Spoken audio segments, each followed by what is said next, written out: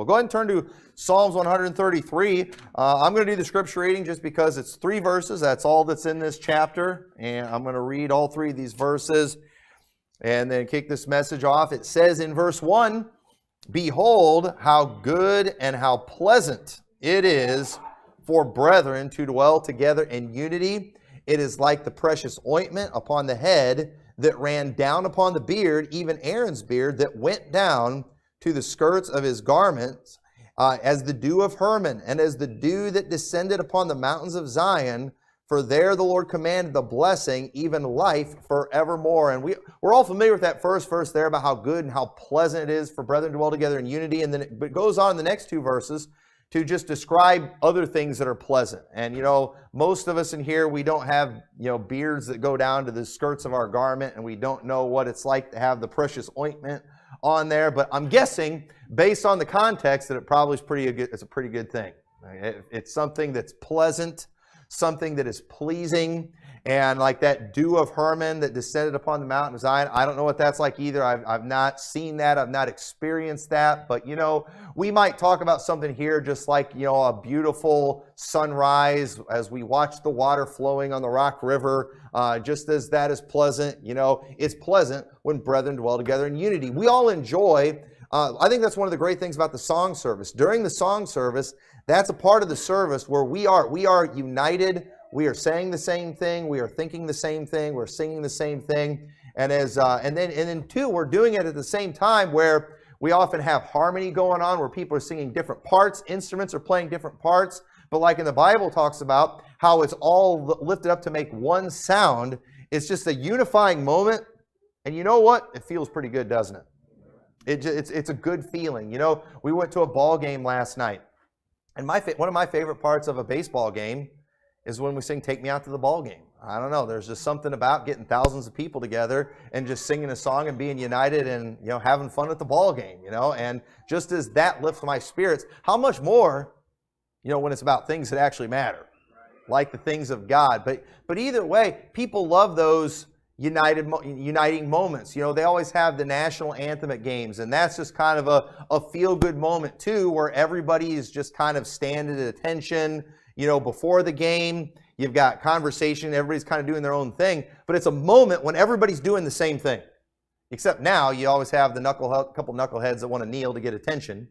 You have the crummy athletes that will get automatic points from the news media. That's another subject for another day. But we all hate those people. Why? Because they kill the unity, right? They ruin that moment. And so, unity it's a very wonderful, it's a beautiful thing. It's something that makes us all feel good. And you know what? Division, the opposite of that, it's something that brings tension, doesn't it? It's just something that we don't like it because, we want everybody to be happy. We want everybody to be united. We like that feel-good moment. But then all of a sudden when something comes along and there's division, it just kind of puts a knot in your stomach. It kills the mood. It can kill the spirit wherever you're at. And it kills the spirit in the church too. And our country too, it's so divided, in so many areas. We love those moments where we can just all come together about anything. We love, in Christians too, we always feel like we're on the outside so much. We do. We just go crazy when an actor or something says something about Jesus. Then we're like, oh man, we want to unite with those people. When a politician does something, anytime there's a moment where politicians are united, everybody just thinks it's wonderful and feels good. Okay, except for me, I get real scared. Okay, and that's another subject too. Whenever the politicians get united, run. Okay, that's always a bad thing. But we don't like division. It brings tension. It causes hard feelings. And as fundamental Baptists, we often find ourselves being accused of causing all the division that we see because there's a lot going on that's just not biblical. There's a lot of things that the world is calling us to unite on, and we just can't. Okay? We can't. Let's just face it. There's going to be a lot of areas where we're always going to bring a little bit of tension. And just people knowing that you have a problem with it is going to bring tension. And people don't like it. That's why, even when it comes to sodomite marriage, okay, our country, unfortunately, becoming more and more accepting to that. And a lot of people are to the point now they just don't want to fight it anymore. And, and the problem is, and it's not a problem. I'm glad we have some of this, but like just the fact that, I've talked to people that have gotten invitations for these weddings that they call, I wish they'd come up with another name for it, but they'll call it a wedding or something. And, there's always, when people get that, I think there's still just a natural cringe. But nobody wants to be that person, that's a jerk and that makes a big stink. But, thankfully, if a lot of families do, they have that person in there that everybody just knows they're not going to be okay with this. And, and because of that, you're often going to be accused of being the one that causes division and brings tension to the family. It's like if they show up at the family reunion, everybody knows that this person's not going to be happy, and so you're the jerk, because of it, because you just can't compromise on this. You can't just go along to get along. And as fundamental Baptists, we're usually the ones that are just kind of raining on everybody's parade, aren't we? And it kind of stinks. It doesn't feel good. But at the same time, there's just some things that we can't compromise on.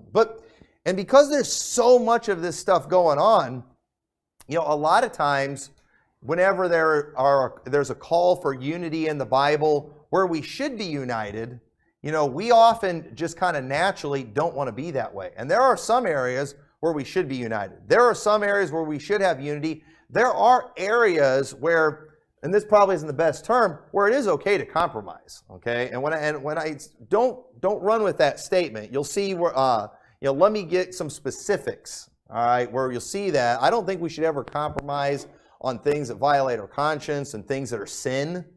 But there are some areas where it's okay for you to just go along for the sake of unity. We'll talk about some of those as we go, but we're often very battle worn when it comes to a lot of these things. So when we hear that call for unity, a lot of times we just hear it as a call to compromise.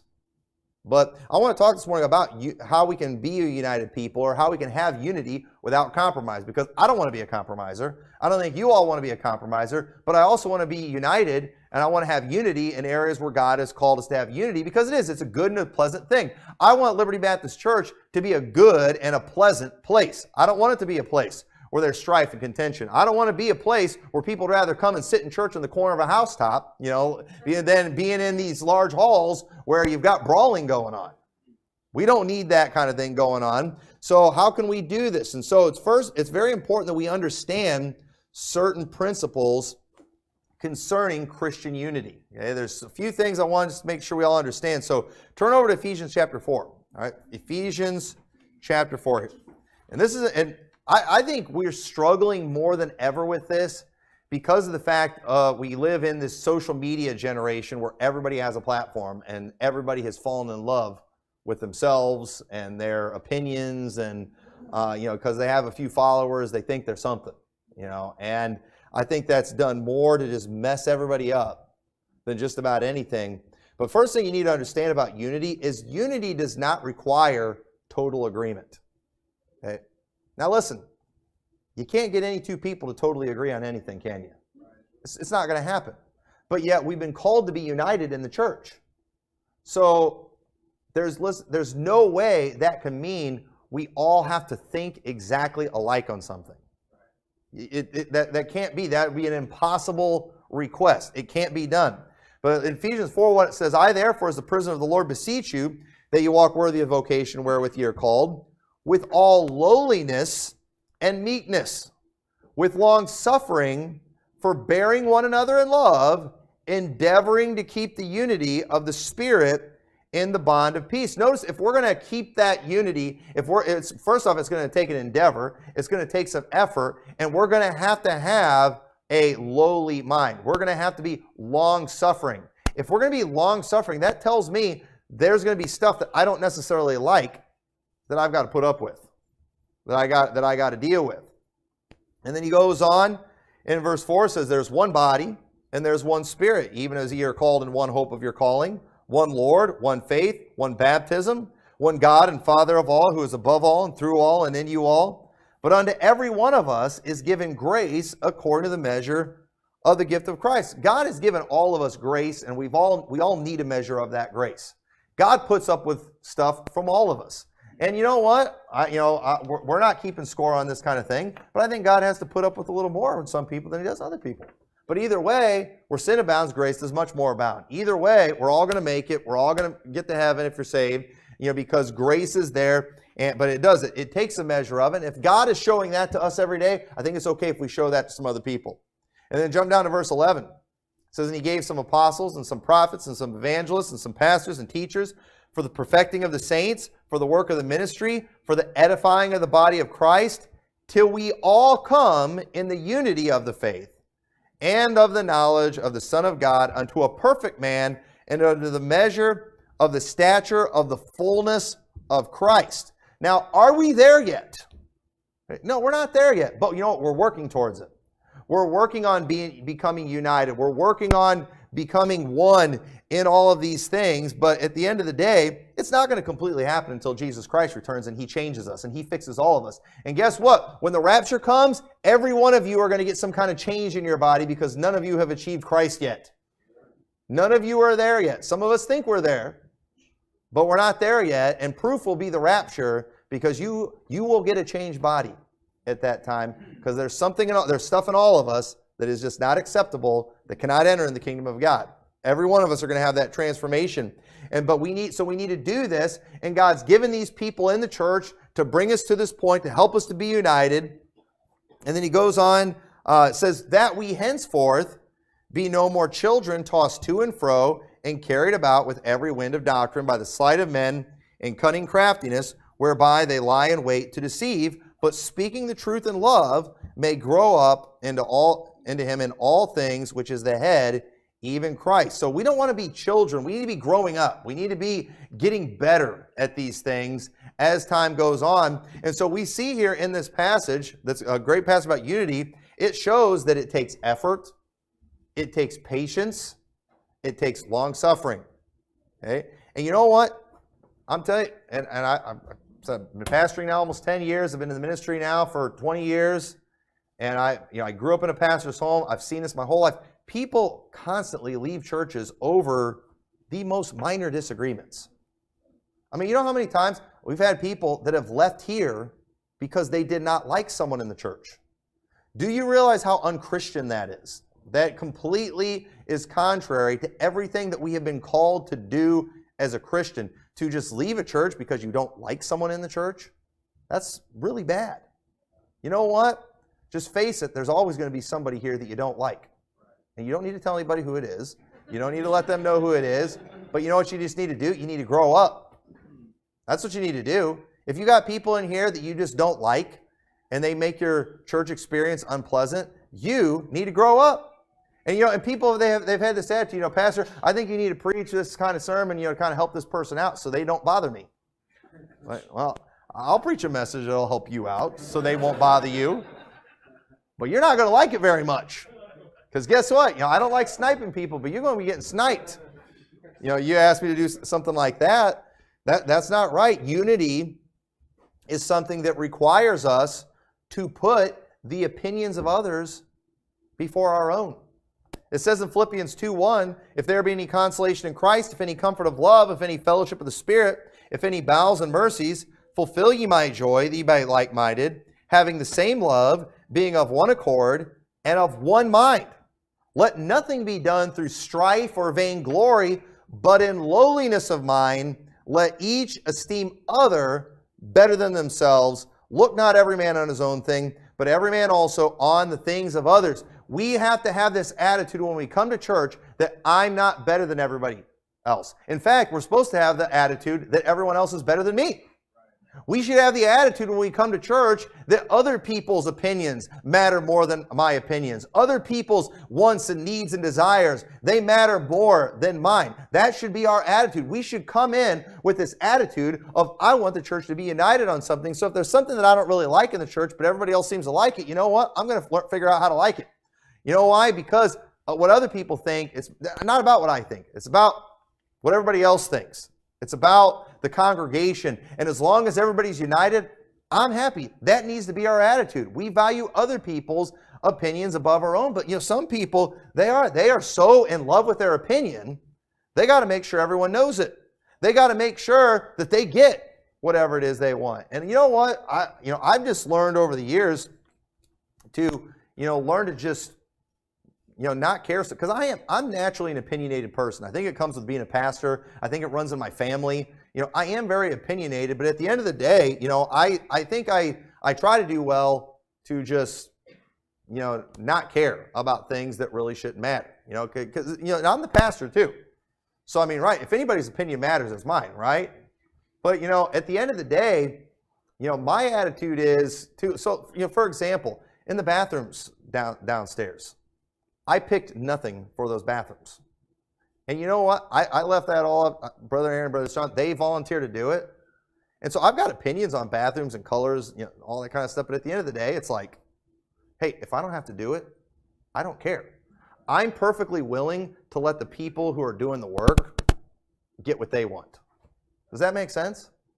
That's just my attitude. Now, there's always going to be, there might be that person in the church and nobody's done it yet. And let me just say this before you've said it, because you're going to regret it if you say it. But there might be somebody here, well, I think this color would have looked better. I think they probably should. You know what? Shut up. You didn't volunteer to do it. You didn't have to do it. So you be quiet. You don't need to have a say in that kind of thing. But a lot of people do. It's like, when it comes to the color of the carpet, the color of the painting on the walls, they've just got to make sure their opinion's known. No, you don't. You know what? If everybody's happy with something, then let everybody be happy. Yeah, but I'm not happy. So what? You should be glad that everyone else is happy. And if everyone else is happy, that should make you happy. And that's what makes me happy as a pastor. I want the church to be happy. I want them to be content. I want people to be unified. So at the end of the day, if something doesn't go my way, the last thing I'm going to do is throw a temper tantrum about it and throw a fit about it and prove that I was right. It was kind of my opinion. I was kind of thinking maybe we should have went more with the gray chairs, but a lot of people thought the blue chairs, and I still think I was right, and I didn't have a strong opinion on that. I don't have real strong opinions when it comes to decorations, but a lot of people do. It's like they got to forever set out to prove that they were right. No, you know what? Just deal with it. Yeah, but I don't agree. So what? Welcome to going to church. Welcome to living on a planet with other people. That's just part of it. You know what? We're supposed to be united, and we can unite around. You should be able to unite around things like a wall color you don't like, or a carpet color that's not your preference, or whatever. You ought to be able to unite around things like that. But you see, the thing is, unity requires humility. We saw in Ephesians 4:2, it said, with all lowliness and meekness, with long suffering, forbearing one another in love. In Philippians 2:3, it said, let nothing be done through strife or vainglory, but in lowliness of mind, let each esteem other better than themselves. And I'm telling you, with social media today, this makes it difficult. Because everyone has a platform. Everyone is able to clearly show what their opinion is on literally anything. And not only are you able to show what your opinion is, you can always see everyone else's opinion too. But, back in the day, when our opinions most of the time just stayed in our head, we didn't have to look at it all the time. But it's kind of annoying for some of us when you got to go on Facebook and you got to look at everybody's opinions. And some of you haven't got the wisdom to just not look. But at the same time, because that's kind of the generation that we're in, people more and more feel like it's just part of our culture to always let our thoughts be known for the whole world and to just make a stink and to fight about it and argue about it. And folks, that's wrong. That's not good. That's not what God has called us to do. We should have a desire for others to get their way over ourselves. We also see this in Romans 15. It says in verse 1, we then that are strong ought to bear the infirmities of the weak, and not to please ourselves. Let every one of us please his neighbor for his good to edification, for even Christ pleased not himself. But as it is written, the reproaches of them that reproach thee fell on me. For whatsoever things were written aforetime were written for our learning, that we through patience and comfort of the Scriptures might have hope. Now the God of patience and consolations grant you that ye be like-minded one toward another, according to Christ Jesus, that ye may with one mind and one mouth glorify God, even the Father of our Lord Jesus Christ. Wherefore receive ye one another, as Christ also received us to the glory of God. Now folks, that passage right there preaches this whole sermon. That passage right there, you ought to take it home and read it 7 or 8 times, and you might get a hold of that, but this needs to be the attitude. We should prefer others over ourselves. And often, so people, they'll leave church because something just doesn't fit their specific taste. And a lot of times they're literally the only person in the church that feels that way. But then, because they're the only person in the church that feels that way, all of a sudden now they feel like an outsider and everybody in the church rejects me. So everybody rejects you just because we don't agree with your opinion on something that doesn't matter. I just feel like nobody goes along. You know, and I had somebody one time that left the church, and one of the things that they brought up is how I never listened to any of their ideas. And you know, and the problem is, you know, as a pastor, as an overseer, you know the church, and literally these ideas stunk, and he would have been the only one that would have appreciated it. And and I would still often try to do things to make this individual happy, but it was just never enough. I think they just wanted to run the church, and things didn't go their way, and I obviously didn't care about him. But wait, see, and here's the attitude. When people have this attitude, well, the pastor just doesn't care about what I think. No, the problem is you care about what you think over everyone else in the church. There's a lot of people that are like that. They want me to pay more attention to the opinion of one person in the room rather than the opinion of the other 70 people in the room. Now that's pretty selfish right there, isn't it? If after church we're like, hey, we're going to order pizza, who wants sausage? And 69 people's got their hands up saying, I want sausage, and one person, I want pepperoni, and then you get mad and leave the church, because we went with the sausage. You're a very self-centered individual. Well, I think we should have made sure provision for some pepperoni too. And we try to do those things, but at the end of the day, just welcome to a world where you just don't always get what you want. Okay? This isn't Burger King church where you have it your way or anything like that. We're gonna, this is McDonald's church where we get the order wrong most of the time. But either way, just put up with it. Deal with it. It's just the way it is. So, so unity, it calls for us to focus on that greater good. In Philippians 1:27, it says, only let your conversation be as it becometh the gospel of Christ, that whether I come and see you or else be absent, I may hear of your affairs, that ye stand fast in one spirit, with one mind, striving together for the faith of the gospel. See, there's a lot of different things that, we do in this church, things that we're focused on. But at the end of the day, everything that we do, it should be geared towards advancing the gospel. Okay?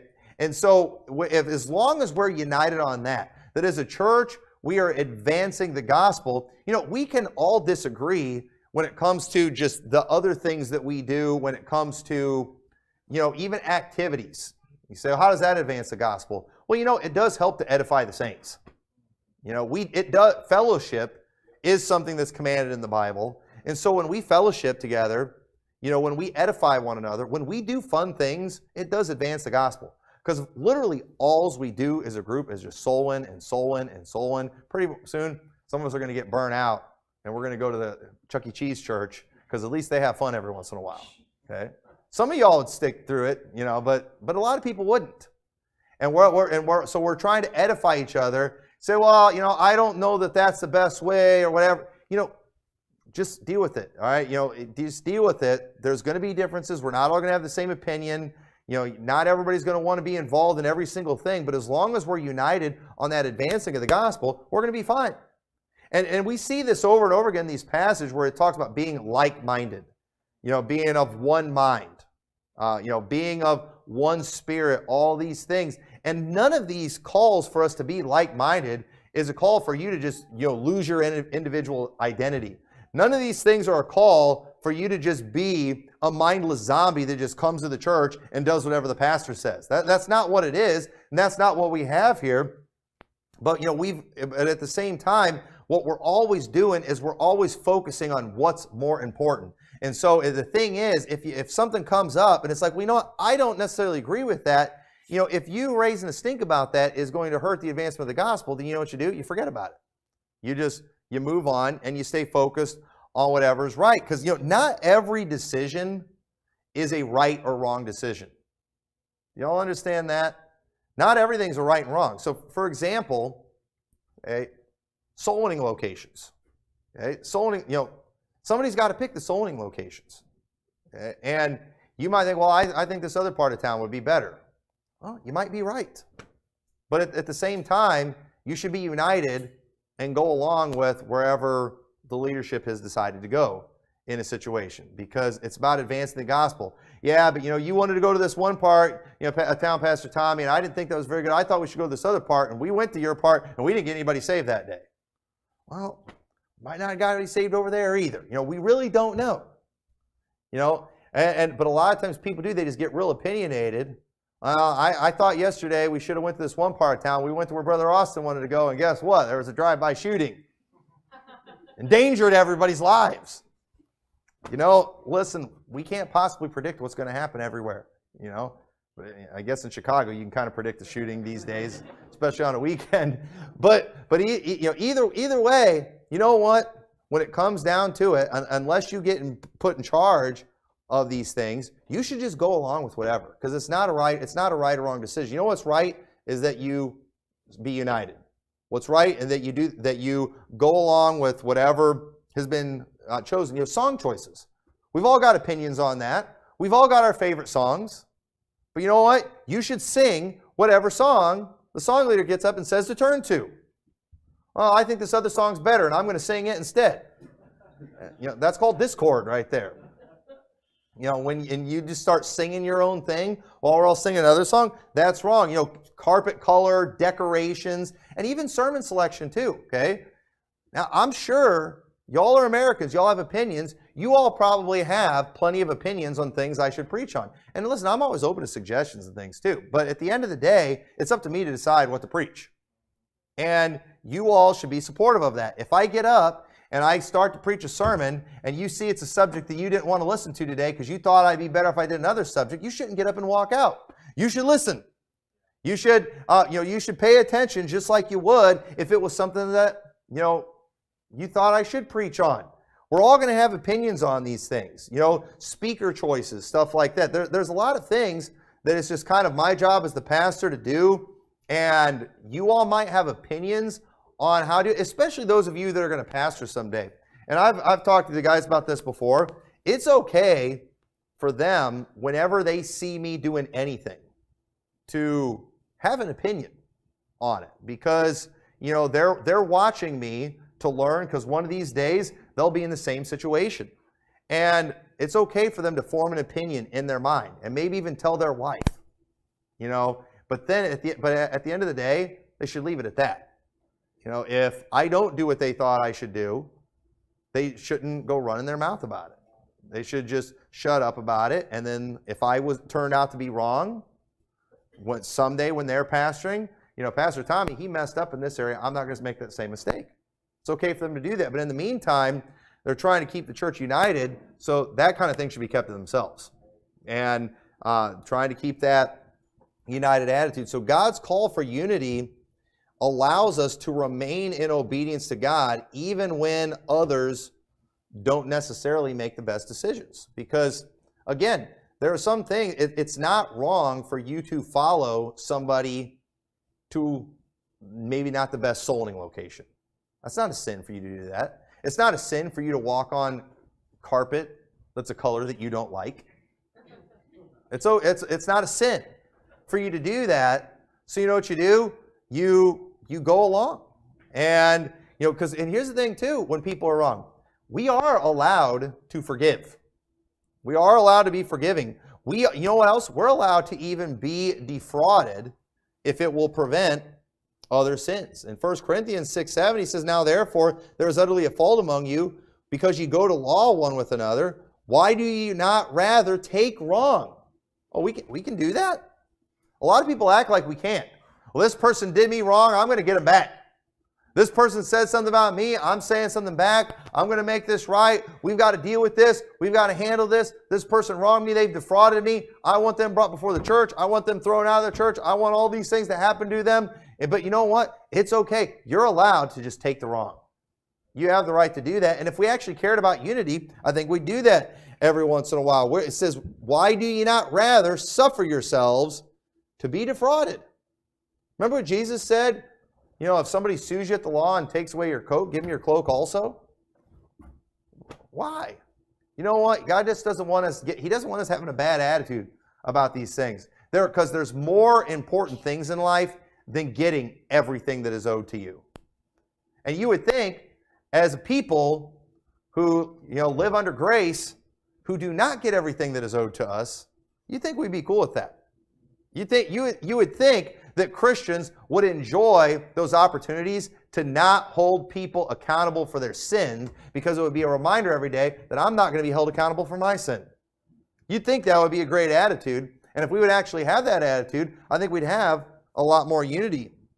We know Jesus allowed a great deal of wrong to be done for Him for the greater good. Jesus endured the cross. That was wrong. They should not have done that to Him, but He allowed that to be done to Him for our good. And we should allow ourselves to be done wrong. Sometimes people are going to be rude. Sometimes people in the church are going to do things they shouldn't do, say things they shouldn't say, act in ways that are just wrong. And we have to deal with things. If we just constantly have to judge every situation, it's just not going to be good.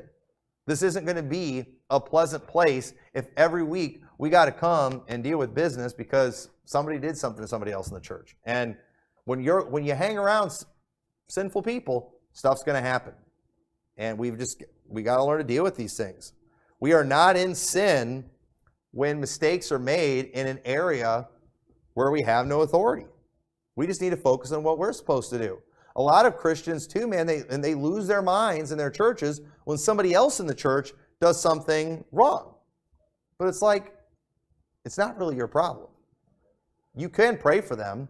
You can love these people, but at the end of the day, it's not your problem. And so, while we are all fine having our own opinion, it is important that we understand that you destroy the unity, when you go around sharing it for every little thing, all right? Because notice this in Psalm 6:12. It says, a naughty person, a wicked man, walketh with a froward mouth. He winketh with his eye, he speaketh with his feet, he teacheth with his fingers. Frowardness is in his heart. He deviseth mischief continually. He soweth discord. Therefore shall his calamity come suddenly. Suddenly he shall be broken without remedy. And then it goes on, and we all know this passage. These 6 things doth the Lord hate. Yea, 7 are an abomination. And that 7th that's an abomination is he that soweth discord among the brethren. The reason that whole passage there comes up, these 6 things that the Lord hate, is because He's been talking about that person who sows discord. And then He goes on to illustrate how bad sowing discord is, that He says, here's 6 things that God hates, and let me give you a 7th that's an abomination. It's what we've been talking about. It's the sowing of discord among the brethren. He said, this is a really bad thing. But notice how that naughty person, that wicked man, notice how it says he winketh with his eyes, speaketh with his feet, he teaches with his fingers. Okay, now, I can't tell you specifically how that looked in Solomon's day. But I can tell you how it could look today in church, okay? And I've not seen anybody do anything like this, but at the same time, I've seen it done in the past, and I've probably done some of these things in the past, all right? I've probably done some of this with my wife before too. But, have you ever seen it where somebody's sitting in a church? Maybe you've been there before. And if you do it with your wife, I don't think you're in sin or something like that. But the preacher says something that you don't like, and you just look at that other person, you just kind of wink at them. Okay, now why'd you do that? Okay, because of the fact that you've talked about that specific thing before, and he brought it up again. Oh, pastor brought up that illustration he uses all the time again. And you were just talking about how repetitive Pastor Tommy is. He's got hardly any stories, and he's always telling the same ones. And then I start telling a story, and then what do? You look at that other person and you wink. And now, they're not paying attention anymore. They've just got distracted from the message, and now they know this other person's annoyed because Pastor Tommy's doing his thing again. You're repeating himself again, telling the same stories again. And we've all done that before, where we've given signals to people in church. Okay? We've all, and sometimes it's all fun and good and everything. I remember when we first became, when we first went post-trip. Okay? We had literally kind of just become post-trip, and we had some singers in, and they sang a song about the rapture. And then before he gave this testimony, he's like, one of these days, the rapture is going to come, and there's going to be a 7-year tribulation. He went into all this stuff, and I remember Brother Mark kind of giving me a look, just kind of a little smile, well, because we knew, that, and I remember I had told the church too. I said, we're going to have pre-trib people come through this church, and so you ever hear somebody get up and say something, you know what, just deal with it, So it was like an inside joke amongst all of us. So there was still unity there, but at the same time, we do. There can be talk going on in the church, and then, Mrs. So-and-so walks into the church wearing this outfit, and all you got to do is just kind of look at that other person and, make a signal, make a wink or something, and you know why? Because you've been talking, sowing discord among the brethren, and a lot of times we do, without getting up and verbally saying things. We say things, don't we? We say it with our facial expressions. We speak with our feet. How do we do that? I don't know for sure. Maybe it's getting up and walking out. That says something, doesn't it? We're showing our opinion in our body and in our actions. And it's like we're not capable of just sitting there and just not doing anything. We got to make sure people know. And I've seen it too, where people they're sitting in the service, and they just gotta. They're not the one up there preaching, but they do. They've got to start making some kind of noise. They got to start scoffing and doing the body language and stuff. I've had to preach through that before, and especially there's been some women that have done that type of thing before, and I just, that's when it's like, you know what? Women are supposed to keep silent in the church, and I get it. You didn't open your mouth, but let me tell you, your body is as loud as all get out, and it needs to shut up. I've never done that, but I've thought it before. But either way. I show you all that because, that's what he's talking about here in Proverbs. This is what they're doing. They're doing all these things to signal, and it's all being done to sow discord. It's all being done to break up the harmony, to hurt the unity.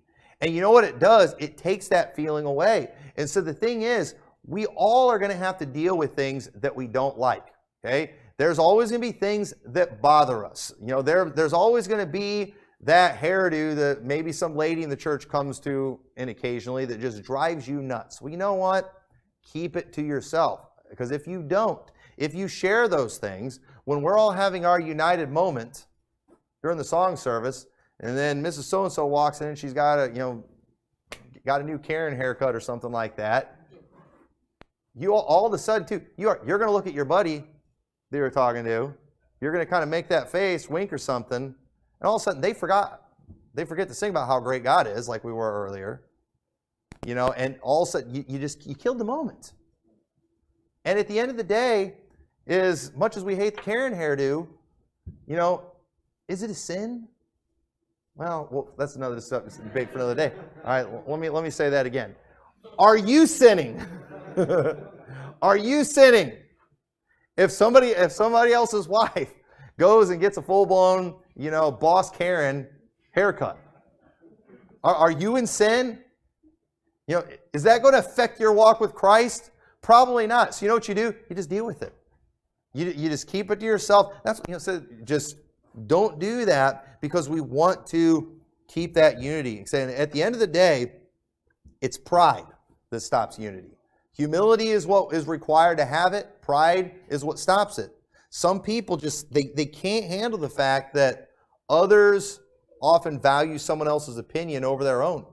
They haven't got the humility to be able to be right without announcing it to everyone. And I'll be the first to admit that's hard to do. You know, it's hard to not say I told you so on things, but unity, it takes work and it takes a whole lot of humility, and we've got to do our part to remain focused on what's really important, because all these other things, all these side things that we all have strong opinions on, if those things become a focal point in the church, if they become what we're all thinking about, what our mind is on, you know what it does? It gets our focus off of where it should be, and that's on advancing the gospel, on the faith of the gospel. We get distracted by all these things, and that's the kind of thing Satan's going to use. You know, Satan is probably not going to ever destroy this church or split this church over the gospel. I think we've pretty well established where we are, where we stand on the gospel here, and I think we're very united on that end. I don't foresee a split ever coming in something like that. You know what it's going to be? It's going to be in probably something stupid. It's probably going to be in something that involves taste, preferences, and things that are not a sin. And we can't allow that to happen, so we've got to have that mentality. And like it says in 1 Peter 3:8, finally, be all of one mind, having compassion one of another. Okay? If other people have a different mind than you, just feel sorry for them that they think that way and that they're not as smart and as wise as you. Whatever you got to do, all right? Whatever you got to tell yourself to be united, do it. Love as brethren. Be pitiful. Be courteous. And you know, just Friday, we went to my family's house because all my sisters were there. Like the whole family was there. I hadn't really planned on going over there, but I found out everyone was going to be there, and I didn't want to be the only one. So I was like, well, I guess we'll go, you know. And then later, everybody started talking about going miniature golfing and stuff. I didn't really feel like doing that either. I'd rather sat and hung around and ate at the house. But then, you know, I was just fine. I'm just, all right, let's do it. I'll do what everybody else is doing. You know, we got a big family, and McMurtry's are all opinionated. And it's like somebody's got to set the example and show how to just go along. And, you know, and then we did. Everybody ended up going, and, you know, it's called just being courteous. Just, you know, let's let others have their way, and let's be happy that they're happy, even if we don't get what we want. That is a Christian attitude. That is a Christ-like attitude, and it is required. And the more this church grows, the more we are going to have that. The more we're going to need to be reminded of this. As numbers grow, opinions grow, and we've got to learn to keep that unity, endeavor to keep that unity in the church. And I believe we do. God will bless us greatly. So with that, dear Lord, we thank you so much for all your blessings and for this church. And I do thank you for the wonderful spirit that's here. Lord, I pray we'll never lose it. I pray we'll stay focused on the things that are more important, and that we'll have that humble attitude. We'll see others as better than ourselves, and you'll just help us to be more like you in that area. In your name we pray. Amen.